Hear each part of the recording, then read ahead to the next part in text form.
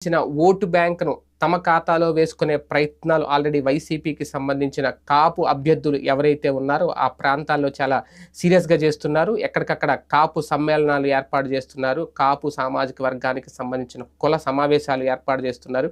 వాళ్ళ విధానాలను తెలియజేస్తున్నారు. అదే నేపథ్యంలో జనసేనని ఎండగట్టే ప్రయత్నం చేస్తున్నారు. దీనిలో భాగంగా ప్రధానంగా ప్రభావిత ప్రాంతాలైన గోదావరి జిల్లాలో నిన్న తాజాగా ఎందుకంటే పిఠాపురంలో పవన్ కళ్యాణ్ బరిలో దిగుతున్న నేపథ్యంలో అక్కడ ఆ సామాజిక వర్గం అండ తనకి బలంగా ఉంది అని చెప్పుకుంటున్న నేపథ్యంలో ఆ పక్కనే ఉన్న మండపేట నియోజకవర్గానికి సంబంధించి కాపుల ఆత్మీయ సమ్మేళనం ఏర్పాటు చేశారు.